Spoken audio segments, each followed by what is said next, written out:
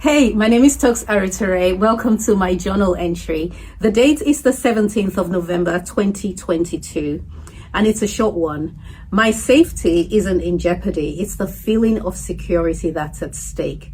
So this is a conclusion that I reached after I had been doing quite a bit of writing, because I had been in this season where not much was making sense. I couldn't really make head or tail of my journey for maybe the last 3-4 months.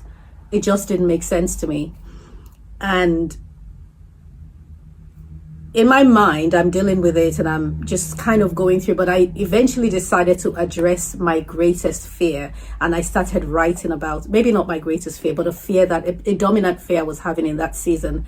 And I began writing about it. And as I wrote, I started to realize that the way that a mother bird gently pushes her chicks out of the nest so they can fly was exactly what was happening to me. I was being pushed out so I could fly, but in my mind I was being pushed out of safety, and I didn't want to take a step because that feeling of safety was at stake. So at the time I was writing, I didn't know that it was just the feeling that was at stake. I thought it was my entire life, if you like, that was at stake.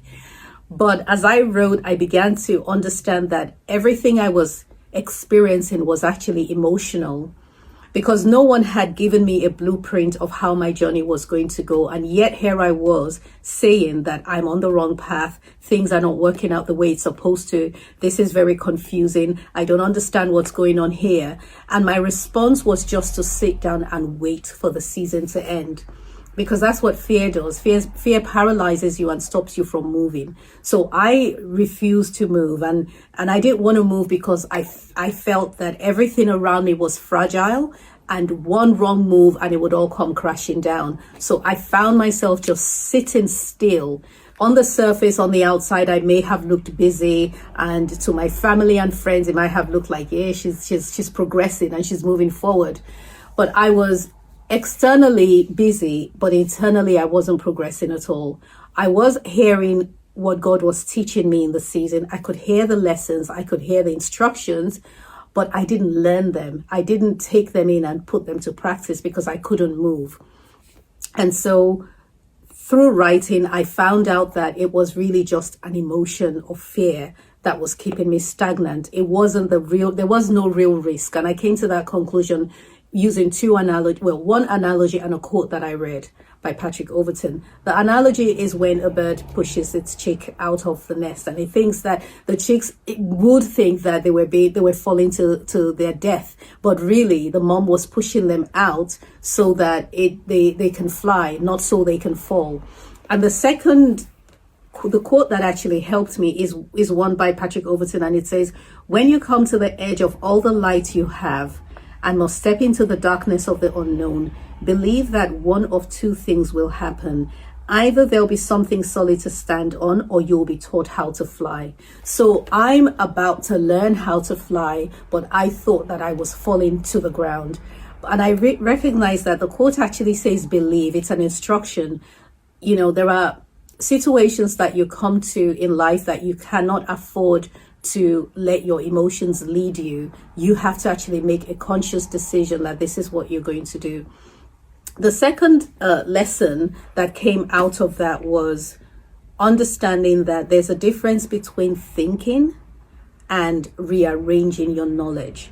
So I mentioned that God had been speaking to me throughout that season, and I could hear him and I was writing it down, but I wasn't growing as a result of the words I was hearing. I wasn't growing as a result of the lessons he was teaching me, because I wasn't learning them. I was collecting them, and I was, hey, this is a deep revelation, and this is great, and this is awesome. So I'm collecting all this information and storing it in my head and storing it in my journal, but I wasn't actually putting it to practice.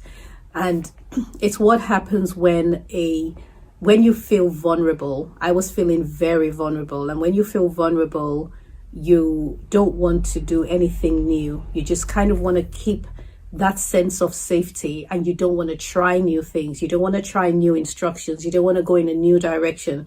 You just want to stay still. So those were my thoughts around the time. I discovered something else about myself as well, that when I'm in that place of vulnerability, and this I think is linked to my personality, I search for relief, because this is going into something completely different. I'm an Enneagram 9, which is a personality type, and we actually love peace and stability, and that's my greatest need, is just the sense of security and the sense of safety and peace. I don't like to rock any boats. I don't like conflict. I don't like anything like that. And I just need to be in that sense. I need to make sure I always have a sense of peace and a sense of stability.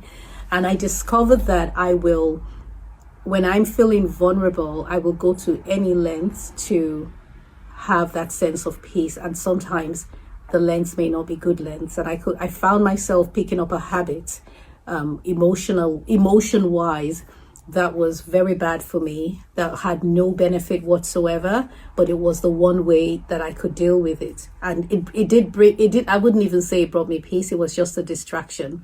So I share that because I want you to be aware that if you'll find that you're standing at the edge of your comfort zone, you may not recognize that that's exactly what it is. It might look like you're about to fall, and therefore you're holding on to everything for dear life. Chances are you're about to go into a new phase and a new season in life that requires not the old you, but a new you, a bolder, stronger, fearless you. And it's not a pleasant feeling at all, but God's got you. Thoughts and comments, please. I think I'm going to move this into a live on a Saturday morning, perhaps next year, but let me know your thoughts. I also want to say thank you so much for the amazing feedback I've been getting. I've been getting the most DMs from this journal entry, and it's interesting how so many of us think exactly the same way, and we have very similar experiences. But I am thankful that you would send me your feedback and your thoughts and share your own experiences with you as well. One more thing is the Living Inside Out podcast. A new episode is going to be out on Saturday, and I cannot wait for you to hear it. Head to the link in my bio if you're on Instagram or any podcast app and search Living Inside Out with Tooks. Have a lovely day.